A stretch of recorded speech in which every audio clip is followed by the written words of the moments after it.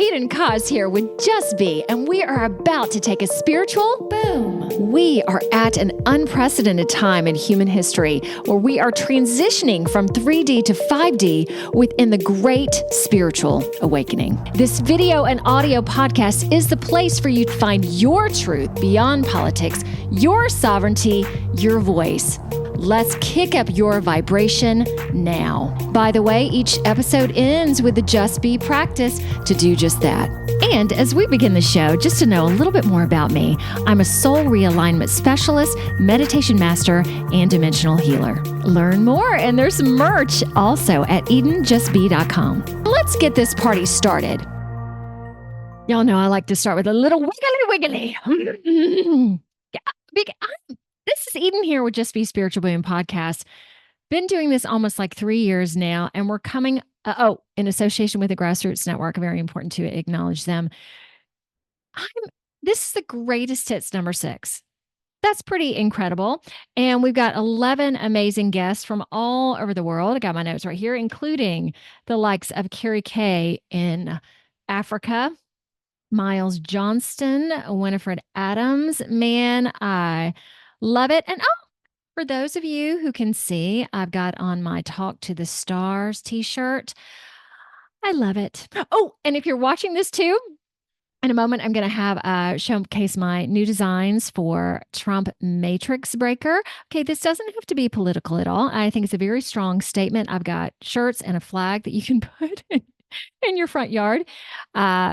Because you don't see that. You see vote for Trump, this sort of thing. So yeah, this is a different way to state and a bigger way to state what's happening. Okay, let's get down to it. All right, we're going to be talking about today in these segments, Trump, what if God ran for president, believing in galactics. And man, there are some vulnerable stories here. And I appreciate all my guests who come on and who are willing to talk about themselves and the truth. We get into exploitation of children, Nancy Schaefer, losing memory, the necessity of profiling, which I think a lot of you will find interesting, racism, obelisk, secret societies, Aleister Crowley, abduction, alien abduction, Stonehenge, dowsing, to name just a couple other things. And then the Just Be practice will be led at the end with beautiful medical intuitive Winifred Adams using a gifted healing with quantum grammar, ascended masters in galactics. Drumroll, please. I'm very excited again to present this to you. And again, I'm so excited to the people and give them great gratitude for the people who come on here, meet with me, chat with me. First episode from episode 110, Kerry, spiritual straight talker. Hello, precious. Okay, that should be good. All right, and then I get excited, Kerry. I get this energy that comes through because it's so exciting to do the show. Okay, let it come through, and then I get calm. And now we will officially begin. I do want to go for just a second into politics, and I don't do this very often. Yet I'm getting so many likes on Facebook or people that want to be friends, and so many people are connected to Trump, and that Trump is going to be the savior. And I do feel that he does carry this light energy, that he is a white hat, yet he is not the savior. He can assist. And then there's the Q that I believe is really wonderful in getting people to think about more, to open up to things. What do you feel about those two components?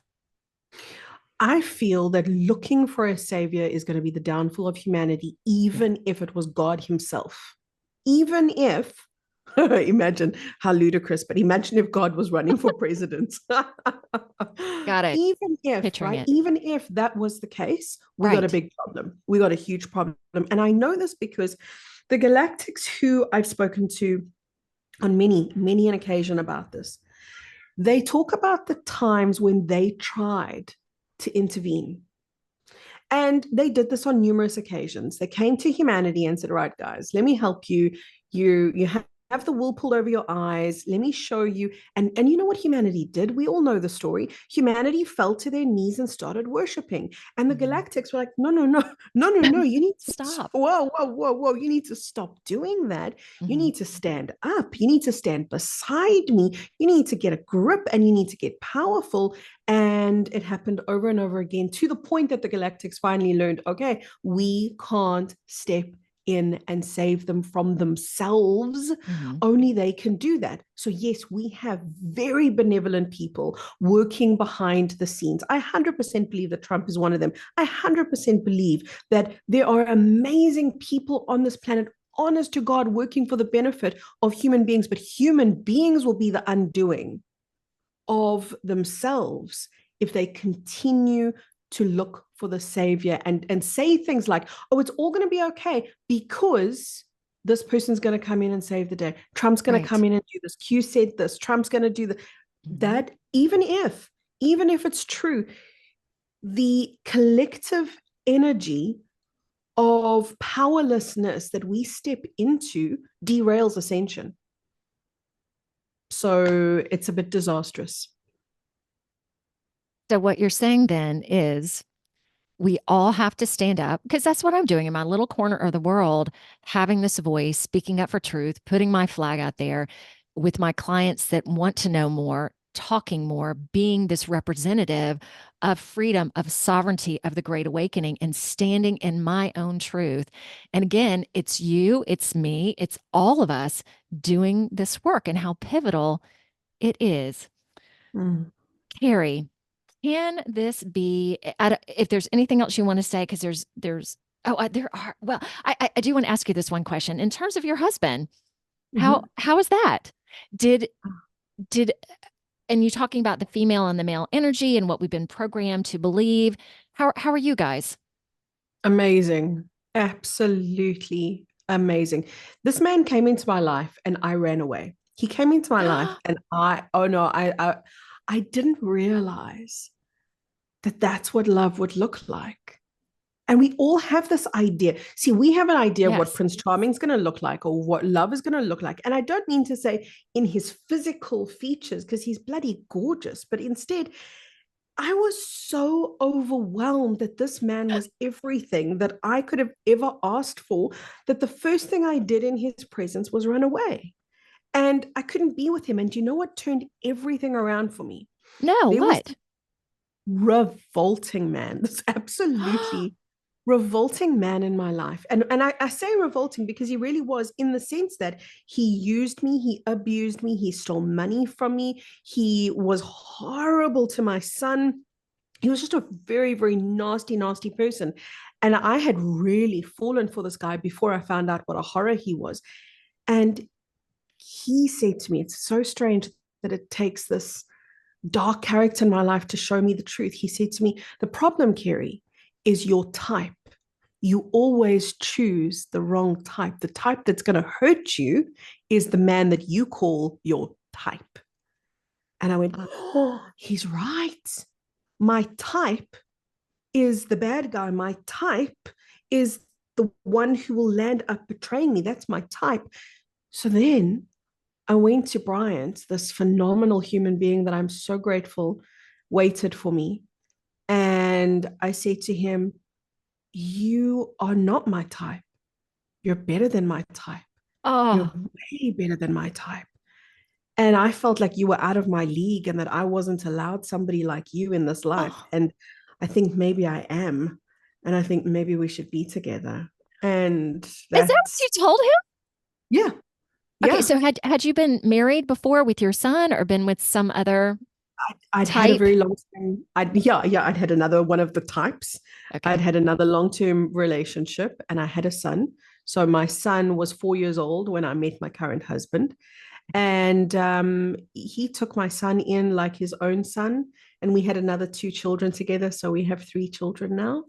And he was so amazing because he could see me messing up love and me feeling like I just couldn't be there. I couldn't show up to love at that level. Because when you show up to love at that level, you lose all of your smallness, you lose all of your excuses, you lose all of the stories you've ever told yourself about how hard life is or how hard done by you are. You don't have the right to use those small excuses anymore. You now have to step into a level of your power that, in my case, I didn't know that I was equal to or ready for. And yeah, thank God he waited. He waited 6 months for me. And he asked me out just about every single day for 6 months. And about every single day for 6 months, I said no. Yeah. And episode 128, Shelly, Dressel, channel and energy transformer. When people are challenged with believing in other galaxies and the Pleiadians, Arcturians, what would you say to them? We don't know all there is to know. We know what we have been taught. We know what we've experienced. We know what we've believed. But until you can kind of stretch your imagination, if you want to call it that, until you can stretch your belief systems, you're going to stay in that same place. And many people have lived their life, birth to death, in that same one space that they had created for themselves. You just can't do that anymore. I would normally say, and if people want to do that, that's completely fine. But because this ascension is affecting every single person and the entire planet, you can't just be in that bubble anymore. You need to just stretch your imagination, stretch your belief system. And if it's not real to you, then that's fine. But who knows if maybe talking about it today, as Eden and I are doing, is planting the seeds in the back of your unconsciousness. And maybe 5 years, 10 years down the road, you'll say, you know what? I think I might have heard something one time that talked about this. So that's how I would look at things. I mean, it's countless the number of things that I have heard that I've said, what? Are you kidding me? Is that real? And I would try to just keep as much of an open mind, even though it was hard sometimes. Yes. And I just tuck it in the back of my mind. And then before you know it, years go by and I'm like, oh, that's what they meant. Oh, that's now it. I understand. From episode 115, Sias, Berg, former MD turned inner growth guide. Everything kind of crashed down. Is that a good way to say? Or you really just went, whoa, something's not working here. So did you decide to change it or did it just kind of happen? Yeah, I think, again, a big part probably, because I probably knew in probably 8-10 years into the medical practice that I can't be doing this ongoing. But now you have a family, you have your kids, and you're accustomed to lifestyle, and now you're in the rat race and you can't get out, So I paid the price for that, and I will.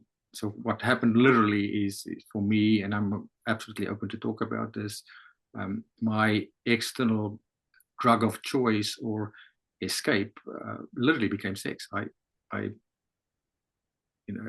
was my thing. I needed to get this, and fell into that medication escapism, and it did cost me dearly in that sense, because in the end I lost a license because of malpractice or professional misconduct, and the marriage. It was a big part of the marriage as well. Eventually went bankrupt as well, because obviously I lost all that income, career, status, which going through it again was just universe, because I wasn't heeding to those warning signs and allowed it to escalate and continued looking for external medication. It basically completely imploded.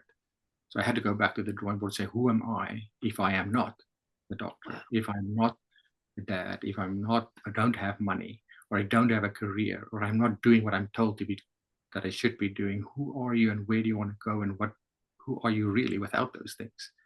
So, and what would I do if I could start all over and do this? And that's led me to that kind of a niche where we are today. Yes. Catalyzing the greatest expression, no matter what, even if it's, whatever you're designed to do or be with it. I'm not super musical, but if that's your thing, go and do it, and if that's your greatest expression, don't hold back because mom and dad or some teacher told you can't sing or you can't paint or you can't draw or you can't write, or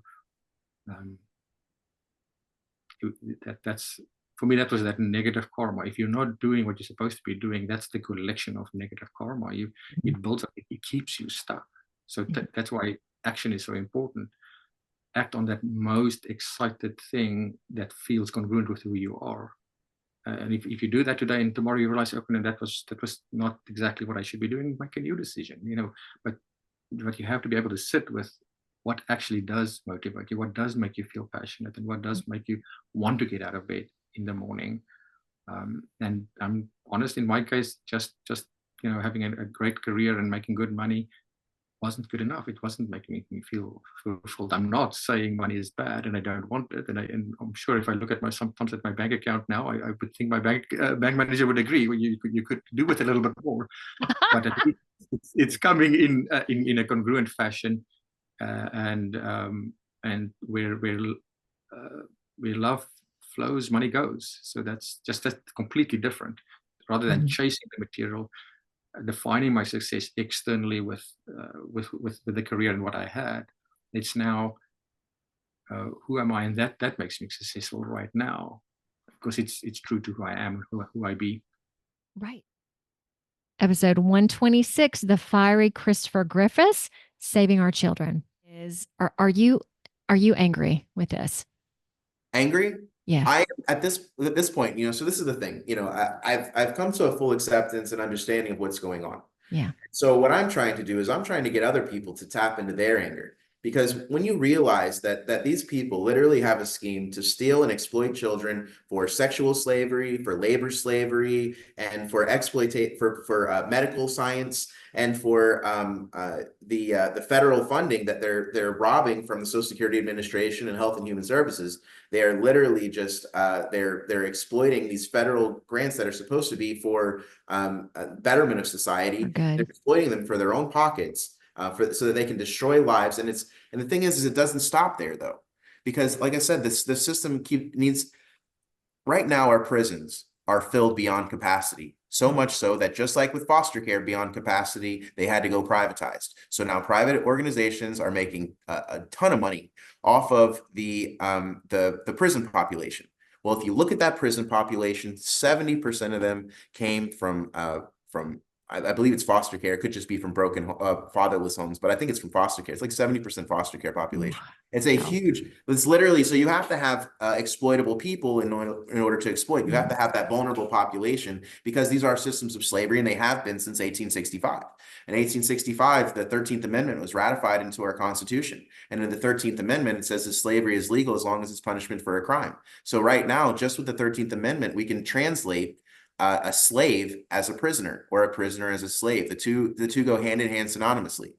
And so if we look at it in that perspective, that according to our own laws in the United States of America, ratified into our Constitution in 1865, if you look at that, then you will see that prisoner and slave are the same thing. And in 1865, at the end of the Civil War, obviously, the Confederacy won. Because slavery expanded throughout the entire United States, and instead of being in the hands of private individuals, the slavery is in the hands of the states. And so with the states being in the business of slavery, they use their court systems, the judges, the attorneys, they're all in the business of slavery, and they all know it. I still have another question for you, but this one just popped up. For people, what I really enjoy about you being on the show today is you've been in it.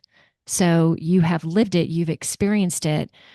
For people that are still struggling with what you were saying and what you have been through, what would you tell them? Because it's hard to accept this because the same thing. It's on our judicial system, legislative system, education system. It's all not what it looks like. Well, what I would say to them, yeah, the education system is as well, and I tackle them too because it's if anybody wants to say it's it's this system, it's all of them. And I keep diving into each one of these systems and following the roots for all of them, following down the rabbit holes so I can get a greater understanding of what is really going on. And I've got all the answers. They're all right here. And I expose them every day. And it could ultimately, it's dangerous work. I wear a bulletproof vest when I walk around. It's dangerous work. I know these criminals, they kill people for exposing the truth. But it's at the same time, it is a truth that must be told. And we have to all be aware, and we all have to fight back. But what I say to those people who are unaware, and they are struggling, like should we take this guy's word for it? Don't take my word for it. I want you to read a report written by the former Senator Nancy Schaefer called The Corrupt Business of Child Protective Services. Nancy Schaefer, she investigated these instances of abuse that she was made aware of by the people in her district.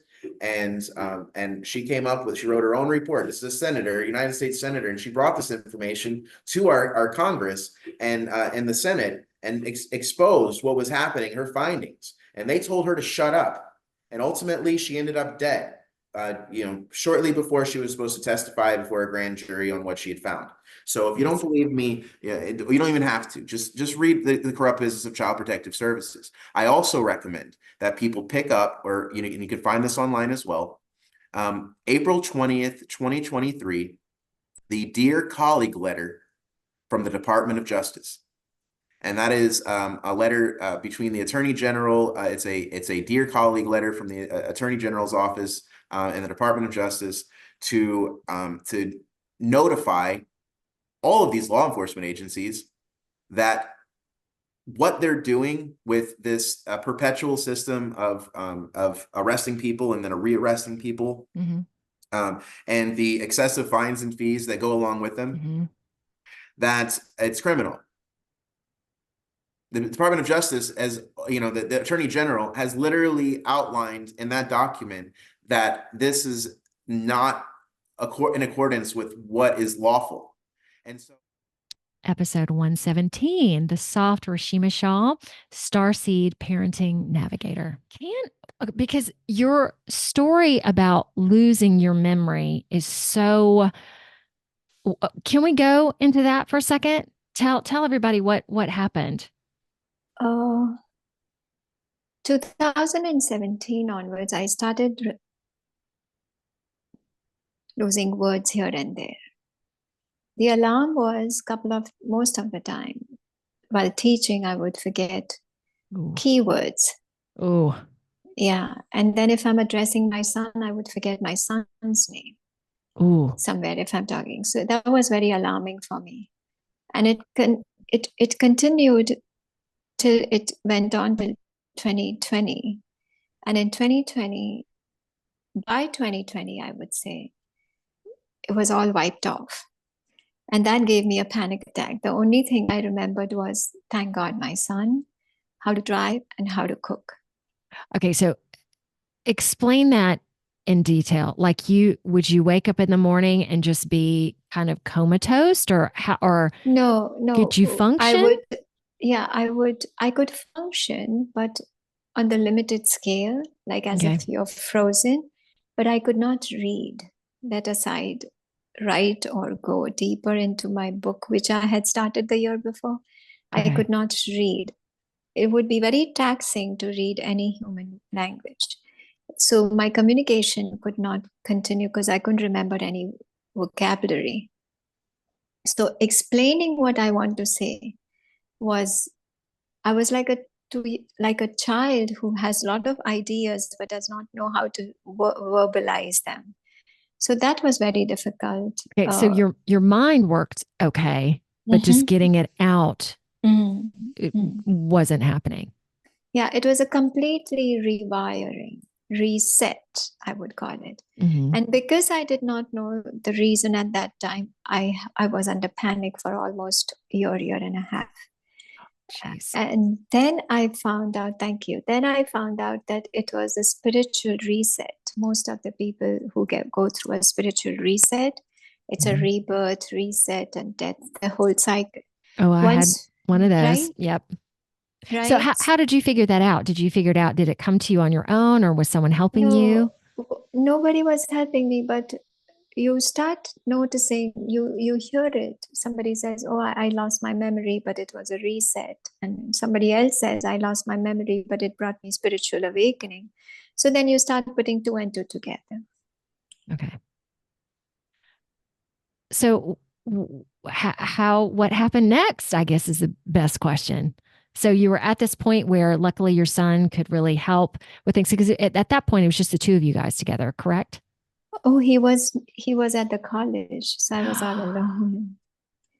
And it was a tough call for me. And 2020, the shutdown, they were sent back. He was an exchange student. He was in Italy at that time. Oh my gosh. And they were sent back. So he came back, and he was devastated. And I was going through a hard time, and I was like holding it for both of us together. And he was holding it. He made it happen. We are a good team.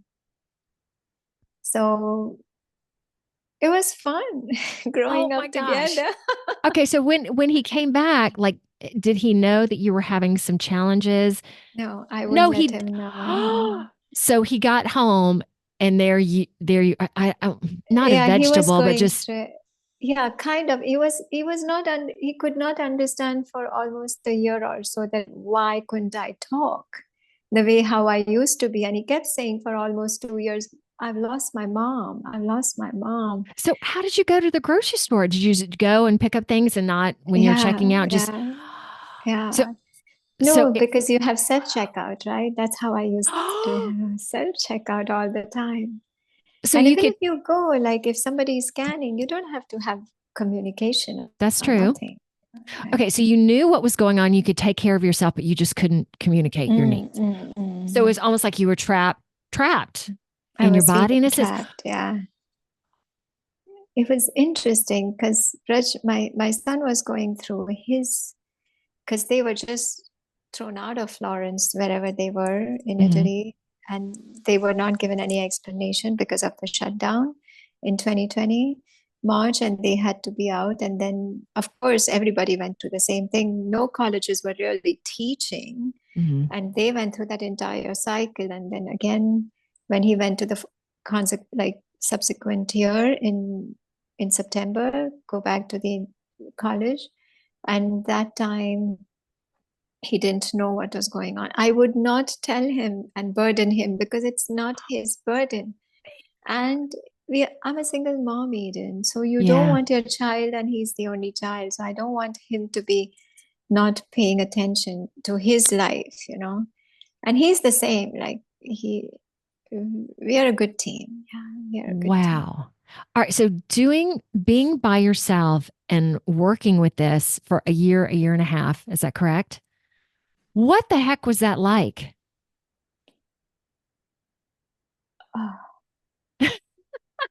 That's a great description. For those who are listening, there's just, yeah, it was not easy.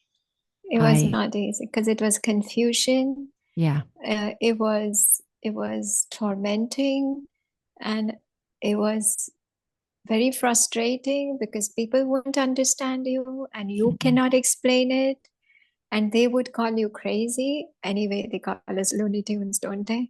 Yeah. I get that anyway. Yeah. Right? Yeah. And it was not easy. That phase was not easy, Eden. But we are here. We are talking. Yeah. So how did your speech gradually start coming back? How? Yeah. How it started was, I would say my earth angels helped me a lot. How would I say is that I start talking to trees and birds, and wherever you're not afraid of being judged or mocked about. So would go to the beaches very often and play with the ocean, and that healed me a lot. And of course, the forests, because they always listen to us. The wise ones are always there for us. And I still have, these are my best friends. Earth, water, fire, air, ether. They are my best friends. They have brought me where I am today. And when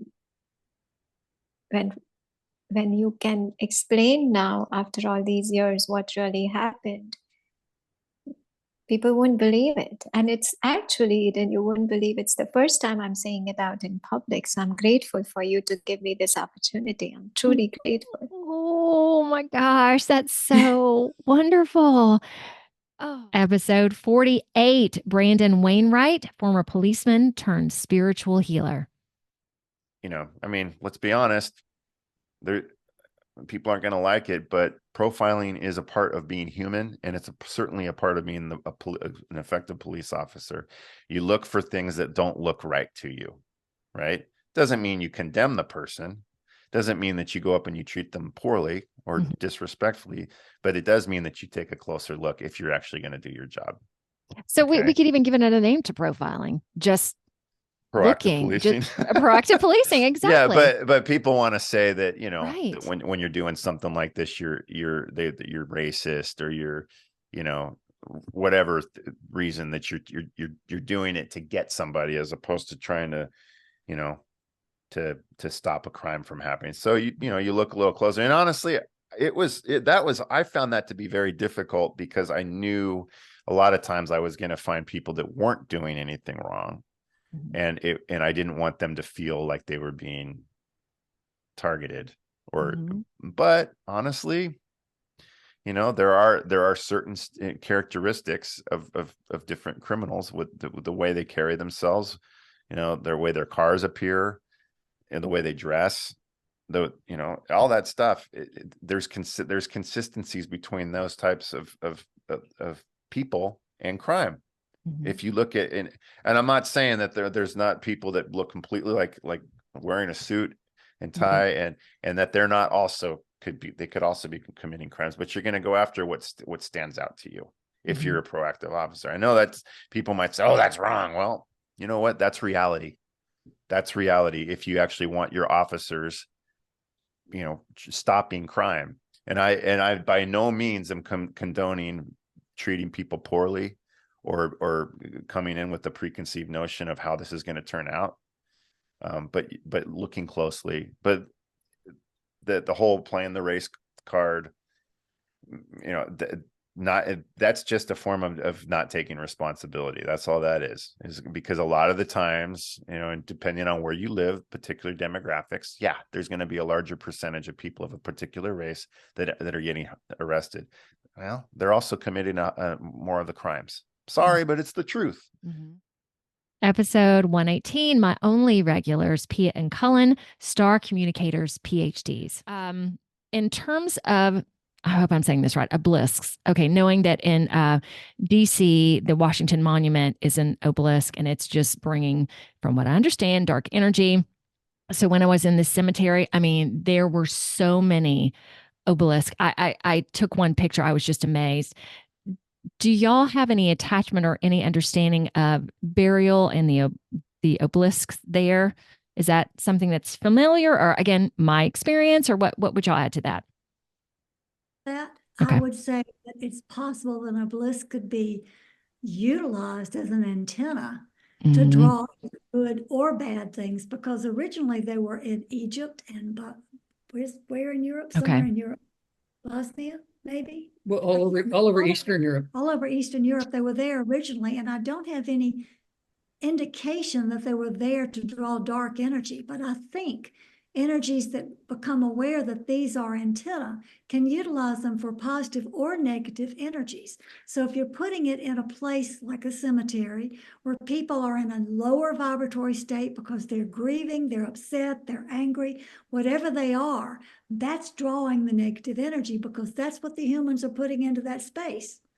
Obelisks have been around since thousands and thousands and thousands of years. And I think originally the idea behind them was that they wouldn't have called it an antenna in those ancient times. But my research, my understanding is that the people that built them were trying to connect with the heavens. They thought if they built a structure that was pointed upward and was away from ground level, that was higher than ground level, and aligned with certain solar positions, planetary positions, and ley lines, that they would be able to bring energy, and it goes from an obelisk to a pyramid. The pyramid, the Egyptian pyramids, the Mayan pyramids, they were all built above ground, seeking connection with some higher energy in what they would term the heavens or the upper world. So I think initially they were designed probably as a positive idea that would bring God or the supreme energy, the supreme being, whatever they believed in their mythology, their cosmology. And I think that has been perverted by, and I have to be really careful here. You may have to bleep me off here. I think so, but go ahead. I think the Masonic people, the Masonic guys, caught on to this. Colin, can I bring this to your attention? Yes. So many of the headstones had the Masonic images on them. Yeah. It's another thing. Okay. Ooh. And you're giving me, I totally get where I'm heading with this. So thank you so much. Oh, go. Well, it's giving me goosebumps. I can tell you openly. I believe that the secret societies took the idea of obelisks and turned whatever it was originally designed for into something that maybe wasn't of the highest energy or vibration. And probably the most vilified, most hated or loved guy in this picture was Aleister Crowley, the British chap. Boy, that's hitting me in the throat chakra. That must have some excuse me, that must have some connection with me. Aleister Crowley really popularized a lot of the evil things that mankind was taking from goodness, was taking from ancient wisdom, turning it around and making it powerfully evil and using it in a not very good way. And so probably a lot of the ancient temples, I mean, every cathedral in the world that was built from the 12th, 13th, 14th centuries up until the 18th or 19th centuries, all of the cathedrals were built as high as they could possibly build them with the scaffolding that they had in those ancient times, because they wanted to get closer to God or to the heavens. And I think that is an extension of the original ancient designs of what we're talking about. Something that's pointed up, that's away from ground level, will bring us closer to God or heaven or whatever they believe in their own views, their own belief systems. And I think probably that was all pretty good until it was turned around by ones who made it not such a good thing. Episode 121, Greg. I hope I say your name right. Greg Yawakia, Native American man. The age of 7, at the age of 3, I was abducted. I was in the woods for 2 weeks, and nobody could find me. They had search and rescue looking for me everywhere and all that, until 2 weeks later, a sheep herder heard somebody, playing around, I guess something like that, and heard me, walked up to me, and I was near a bear's den, a bear den. And when he got me, he said, I was not hungry, I was clean, I was well taken care of. And so he kind of puzzled, but he picked me up, and traditionally he carried me back home to Zuni and handed me over to my grandma and said, this is going to be my godson. He came to me spiritually. I was out in the middle of nowhere and I found him. And so I was over there, and then between the age of 3 to 7, I conquered death 3 times. And then when I conquered the death 3 times, they finally said, look. So they told my godfather what happened on all 3 times. And he told his medicine group that I can't wait. We cannot wait. We got to start training him now.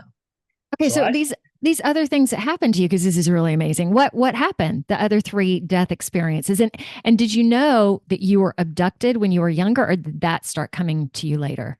It started coming to me later. Wow. Because really, I can talk about this if you want to. And, let's start out with this. This is so interesting. Okay, so anyway, the 3 times that I conquered death was the first time. I was still probably 5 years old. I was playing outside, and then my sister says, "You need to take a bath. You need to take a bath." It was a hot summer day. I started your bath water. Go take a bath. So I jumped in the bathtub, and I guess playing all that time, the water felt so good and everything.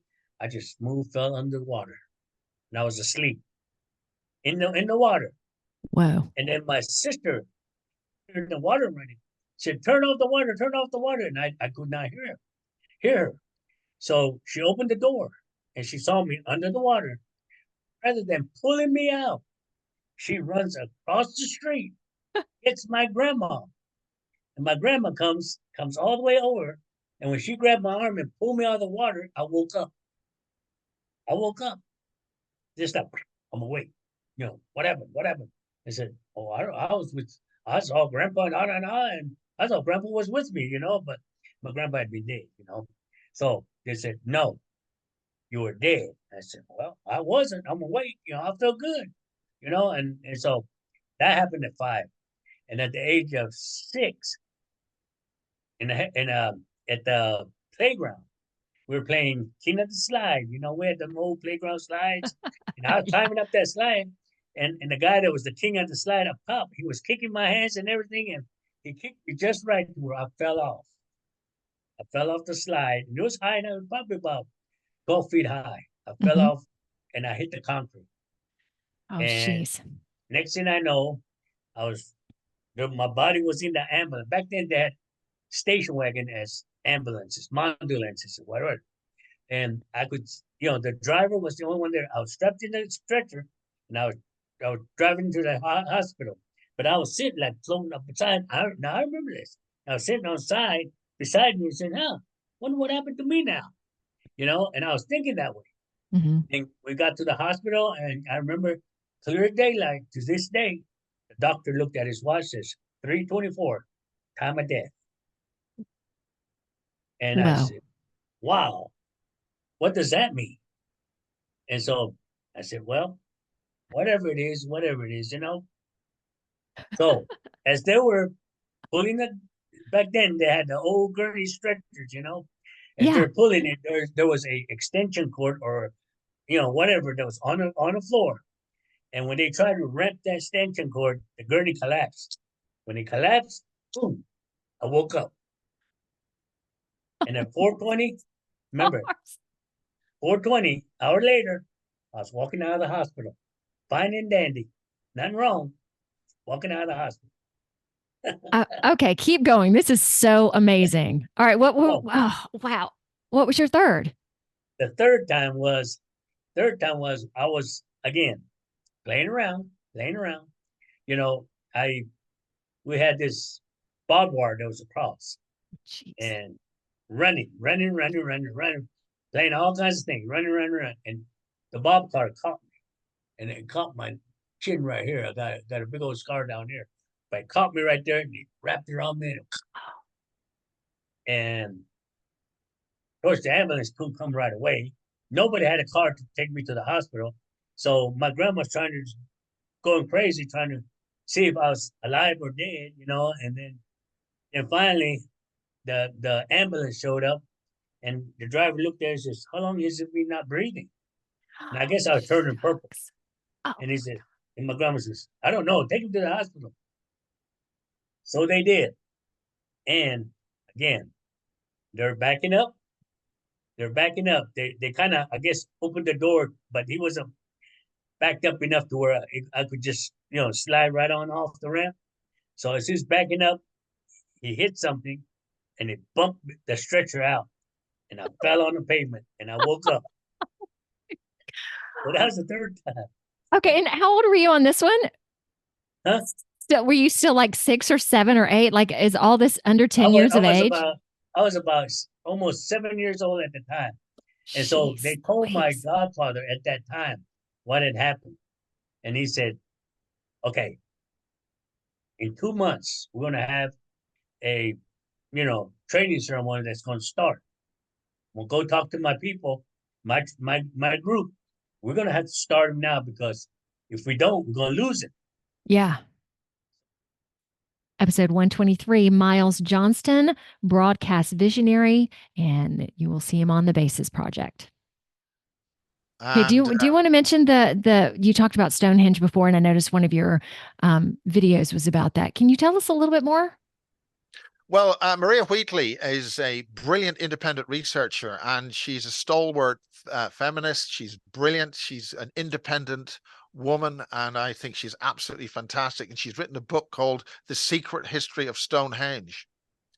And she's been selling her book. She's a dowser, she's a geomancer, and she's very, very, I think that's correct. She's a brilliant dowser. Her father was a really legendary dowser. And she's highly skilled in the energies. And she does a show with, I think, David Serrata and Richard C. Hoagland. Don't forget the C. Okay. And I think she is able to dumbfound them with her broad knowledge and power. And she's written a book, Secret History of Stonehenge, which got her banned by English Heritage. Oh, man. English Heritage run a lot of these things. Another group is the National Trust. So she's been banned. And I'm going to say this in a Belfast accent. She's been banned. Love that. So basically after she's... like 21, 30 years of supplying little booklets and stuff. So, and her book is about a completely different type of people, long-skulled people who built Stonehenge. Yeah. This is a far deeper and wider. These monuments are electrical devices. There are measurable electrical oscillating fields in the standing stones. So they are not a bunch of stones so that people can look at the moon or whatever it is. They have that property. They aren't some kind of crude temple. They are highly sophisticated electrical and magnetic field devices placed in crucial parts on the earth and are energetically charged. As far as you know, are they okay? I'm saying this right. Are they just waiting for something to happen, or they're doing active things that they're active right now? I mean, if you come here to Wiltshire, it's a wonderful place. There's a wonderful pub called the Barge Inn beside the canal, which is why it's called the Barge, because there are barges on the canal. So West Kennet, the Kennet Navan Canal. And West Kennet Long Barrow has been known to be an interdimensional portal. And it's right beside the largest man-made hill in Europe called Silbury Hill, which is a stepped energy field device. It's got layers of mica on it, and it produces energy fields. And people have had lots of weird stories of aliens or people or Merkabahs coming out of West Kennet Long Barrow and all sorts of things going on. Finally, our Just Be Practice, episode 127, Winifred Adams, medical intuitive. Just Be Practice. Okay, so we have choices in what we want to do today. The practice, I was waiting to see kind of the feel for what we would talk about and where we would go and make that kind of a determiner of what they would ask me to do. So I don't really do a lot myself, to be honest with you. They sort of tell me what I'm to do and how I'm going to meet that according to who's in front of me and what I need to do. So I was thinking, instead of a practice, that we do a healing, because the transmissions of these healings are pretty pronounced and people usually feel that. Would that work for you? Oh, of course. Okay. So I'm going to use you as my surrogate for the healing. All right. I'm ready. Okay. Are we live with people, or are we going to be live with people? Going to be live in 2 weeks. Great. Okay. All right. So that tells me the audience that we're going to seek. Okay. All right. And usually I can feel that even in my own audiences when I do this. It's really interesting. All right. So what I'm going to have you do, and this is going to be for everyone. Okay. So everyone can do this as along with, and you'll all get something out of this. But I'm going to use our beautiful host as our surrogate and the pass through for everyone else as well. All right. So we're going to call on all the masters and the divine white light beings and the Council of 13, the Council of 9. We're going to ask our friends from the Syrians to come and be with us, and they're already here actually. We are going to come into this field of healing in this divine space and make sacred space right here, right now, in this now time. And so I use the quantum grammar to help us deep dive into this space. So I'm going to speak some quantum grammar first, and you feel it, okay? Mm-hmm. And then we're going to move into what's next. So here we go. For this now hyphen space is with the healing by the love hyphen light hyphen balance. For the love is with the divine hyphen correction of the souls with this time by this now hyphen space.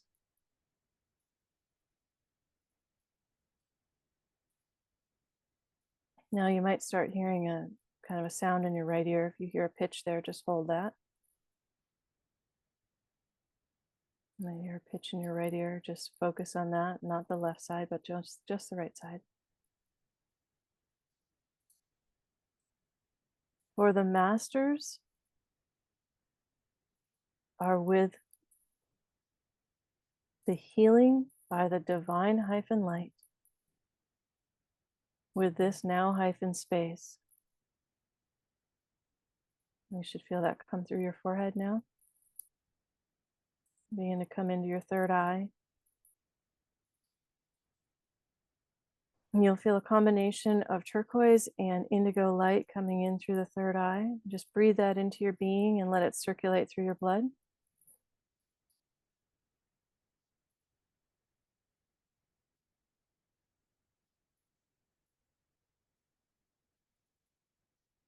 Feel that moving up through the frontal lobe and into the crown area. And through the crown comes a divine, pure column of white light. And let that gently just come down in through the crown, through the brain, all the way down through the brain stem and into the cervical spine. Breathe in deeply and exhale all static. And then let that continue down your spine and out your tailbone. Now the Syrians are adding a blue thread to that. You're going to feel an up leveling through your tailbone.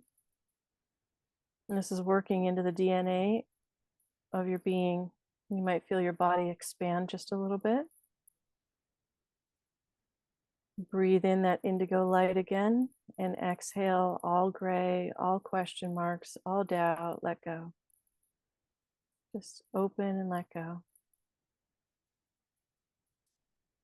And with each breath of the turquoise indigo ray, you'll expand a little bit more.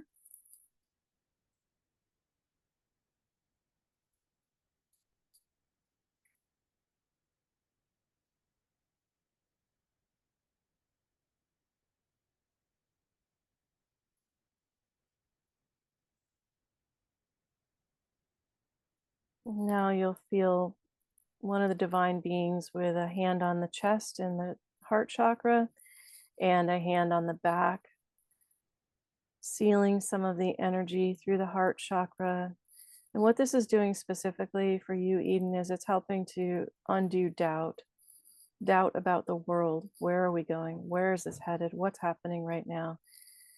Dissolving all of the unknowns into a space of just being and just knowing that this is okay right here, right now, in this now hyphen space.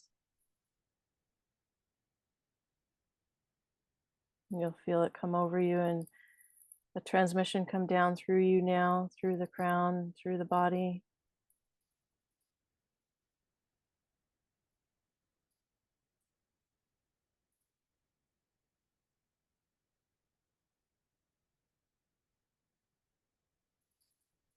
Knowing that you're expanding up into the 11th chakra, into the 22nd chakra. Feel the expansion of your height. You're 10 feet tall, 10 feet wide.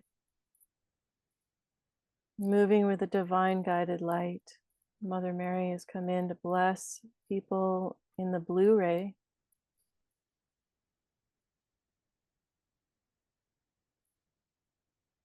And that the blue ray travels through the nervous system and through the heart, relaxing the feminine light ray.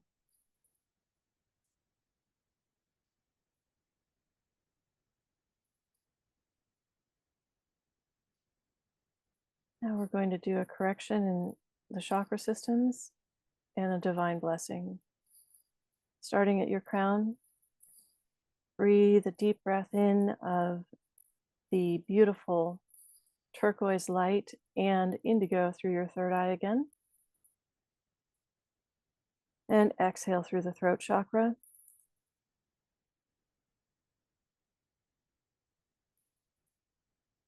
Now the Council of 13 has shown up. They're in a circle around us here.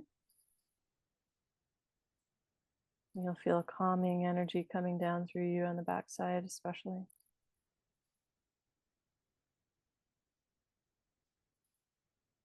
We're moving into the third eye at this point. Pulling on the divinity of the Syrians to help correct all the third eyes that will hear this transmission. You'll feel it in your knees, you'll feel it down to your ankles. Just a whole body correction coming in at this time.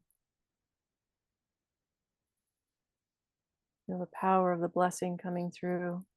The correction through all time as the DNA is affected and moving into more harmony within the nervous system for the DNA expansion.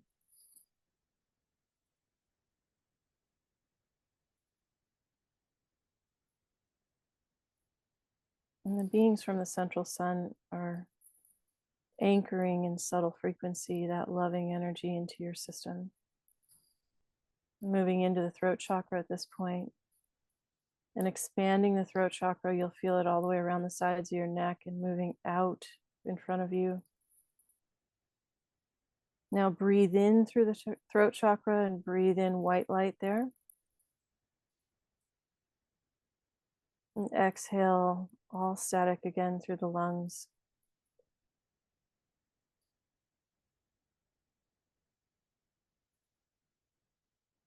And just gently breathe in and out there, kind of open that pathway.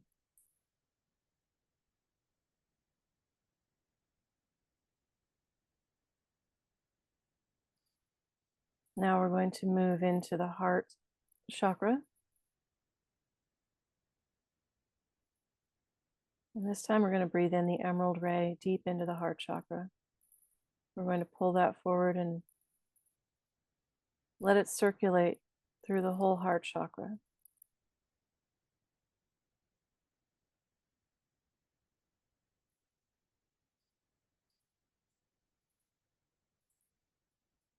And the balance of the ascended masters is coming in now, as if they are holding your heart in their palms of their hands, a blessed gift. Restoring the heart energy in your body at this time. Restoring your knowingness through your soul and your spirit of who you be at this time here on earth, and that you will, in fact, pull and draw on this energy forevermore. This is the gift.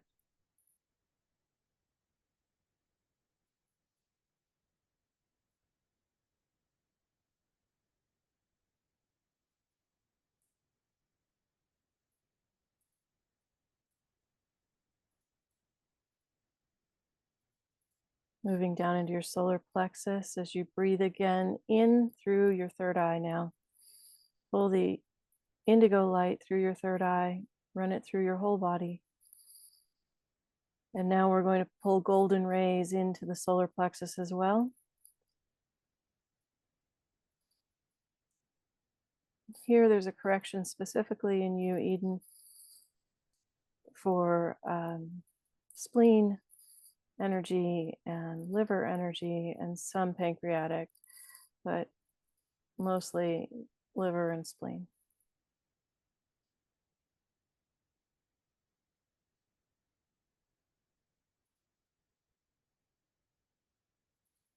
You feel grounding in this correction as it fills into the space and moving down into the second chakra.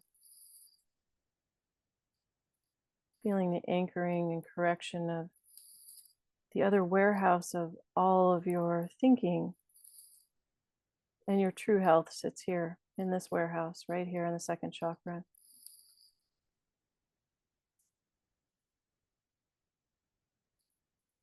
We're going to draw an orange jasper for this area and pull the frequency of orange jasper into this chakra system right now.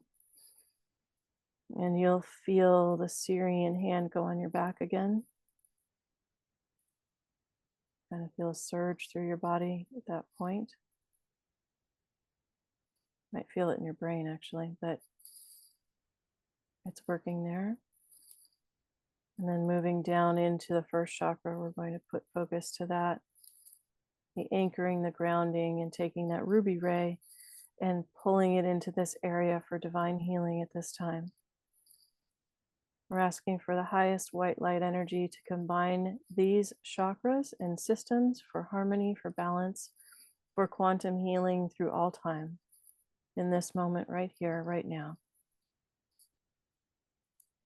And for extended family, that energies will go out by the divine light of the Christed light of all the masters of the source being and all of the Council of 13.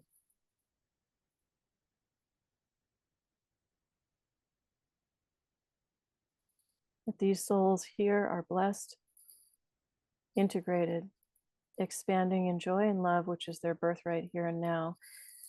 For this now space is with the healing by the divine light. For the masters are with the gratitude of the seat of these souls for this balanced harmony by this now space. And so it is. Thank you, thank you, thank you. How. Deep breath in. And release again. You should be more expanded and feel more integrated from head to toe, especially in your third eye area. And coming back now.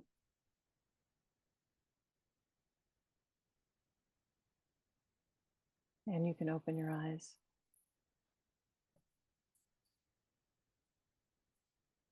I need just a second. Mm-hmm.